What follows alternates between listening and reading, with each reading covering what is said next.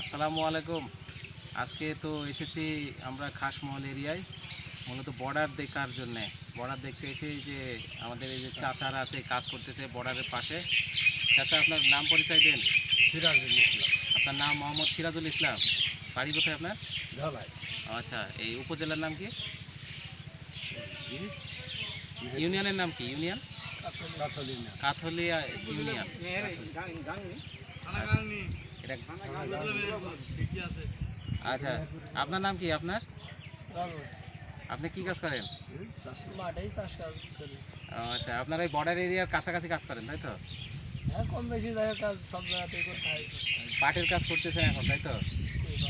আচ্ছা, আপনাদের একটু একটা জিনিস দেখাতে চাই। ও পারে যে বিএসএফ এর যে বড় ক্যাম্প আপনাদের দেখানোর চেষ্টা করতেছি। এই যে বিএসএফ এর যে বড় একটা ক্যাম্প দেখেন আমার পিছনে দেখা যাচ্ছে, ওই যে দেখা যাচ্ছে, এটা খুবই কাছে কিন্তু। আমরা কিন্তু আজকে 6 অগাস্টে এখানে অবস্থান করতেছি। 5 অগাস্ট গতকালকে কিন্তু এই দেশ থেকে শেখ হাসিনা পালিয়েছে, আপনারা জানেন, ভারতে অবস্থান করতেছে সে।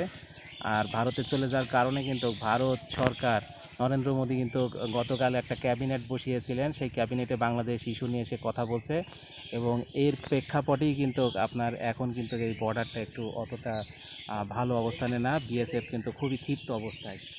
এই যে বিএসএফের এই যে আপনারা দেখতে পাচ্ছেন যে ক্যাম্প খুবই নিকটে কিন্তু।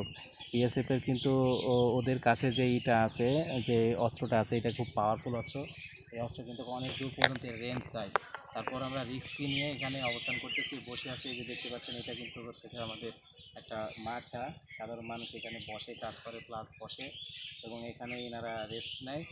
এই দেখেন, এনারা কিন্তু সাধারণ মানুষ কাজ করতেছে, প্লাস এখানে অবস্থান করতেছে, এবং এনাদের কাছেই কিন্তু আমরা শুনতেছি। আপনারা একটু বলেন ওই পারে ভারতের বিএসএফ বিষয়ে, এখানে কি কোনো বিএসএফ কোনো অরাজকতা চালায়, কিংবা না, আপনারা না। কাজ করলে গুলি টুলি করে? না, না, এই যাবৎ কোনোদিন কোনো ঘটনা ঘটছে? না ঘটে না।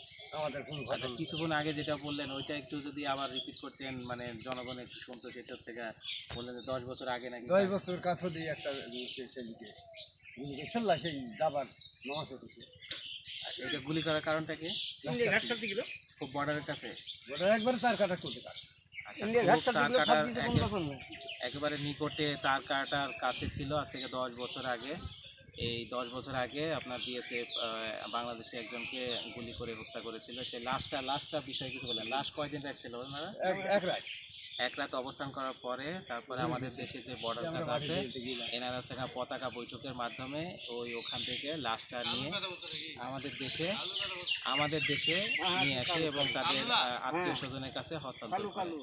এই যে আপনারা দেখতে পাচ্ছেন যে আমাদের বাংলাদেশের ওপারে যে তার কাটা ভারতের কোল ঘিসে বাংলাদেশের বর্ডার, এবং ভারতের কোল ঘিসে যে বর্ডারটা, এই বর্ডারের পাশ দিয়ে ওদের কিন্তু অনেক বড় মাপের একটা প্রশস্ত রাস্তা আছে। আর আমাদের এই যে এই পাশের রাস্তাটা আপনাদের যদি দেখাই, যে দেখেন এই পাশে যে খাসমহল চলে গেছে, খাসমহল এটা মূলত খাসমহলের দিকে অংশ যুক্ত হয়েছে। খাসমহল মূলত কোনো বর্ডার না, মূলত এখানে বর্ডার এরিয়ার পাশে একটা গ্রাম। খাসমহল কিন্তু একটা গ্রাম,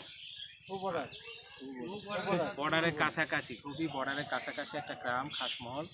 ওখানে নাকি খুবই মাদকদ্রব্য পারাপার হয়, আমি শুনলাম। বিএসএফের সাথে কথা বলছিলাম। ওই পাশে আর একটা ক্যাম্প আছে, এখানে আমরা ক্যাম্পের কাছেই মূলত অবস্থান করতেছি। বিএসএফ বাংলাদেশ বর্ডার গার্ডের কাছে খুবই অবস্থান করতেছে। ওনাদের সাথে সাক্ষাৎ করে শুনলাম যে ওই পাশাপাশি নাকি খুবই মাদকদ্রব্য পারাপার হয়, ওই বিষয়ে বলল।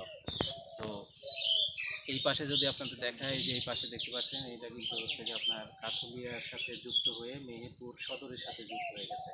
আমরা মূলত বর্ডার এরিয়ায় ঘুরতে এসে যে দেখেন, আপনাদের দেখায়, এই পাশে কিন্তু ভারতের কৃষকরা কিন্তু চাষবাস করতে আসে। ওরা একটা নির্দিষ্ট সময় অবস্থান করে, তারপরে নির্দিষ্ট সময় পরে তারা কাজ শেষ করে চলে যায়। বিএসএফের সাথে কথা বলে তারা আবার ইন্ডিয়াতে চলে যায়। আমাদের বাংলাদেশের লোকের কি ওই পাশে কোনো জমি আছে? ওই ভারতের ওই পাশে কোনো জমি নেই? না, ওই পাশে থাকে, ওদের ভাগ আছে, ওই যে আমাদের ভাগ আছে, ওদের ওদের গলা ওরা আবার জোর, আমাদের গলা ওরা আবার। ওনারা তো এই বর্ডার পার হয়ে বা ভারতে এসে হ্যাঁ, থেকে হ্যাঁ, এই দেশে আবাদ করে, তাই না? আচ্ছা আচ্ছা, ওরা যায় কোথা দিয়ে? ওখানে কি বর্ডারে গেট দিই, গেট আছে? গেট আছে, ও দেখেন এখানে গেট আছে, ওখানে গেট আছে, ওই দেখুন ওই গাছতলায় গেট আছে, সব গেট আছে। গেটের তো মানে নাম্বারিং আছে নাকি?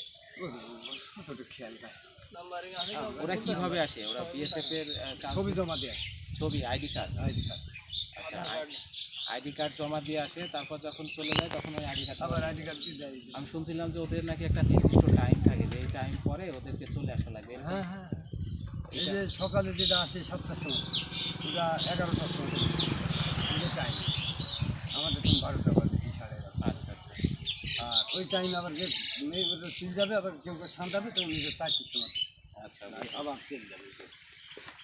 তাহলে আমি একটু দেখাই, আপনাদের দেখাই যে দেখেন এই যে বিএসএফের যে বড় একটা ক্যাম্প, ওদের কিন্তু অনেক সৈন্য সমর্থন ওখানে অবস্থান করে, খুবই বড় একটা ক্যাম্প দেখা যাচ্ছে। এই যে এটা দেখতে পারতেছেন হলুদ হলুদ যে অংশগুলো দেখা যাচ্ছে ওইগুলোই কিন্তু সব বিএসএফের ক্যাম্প।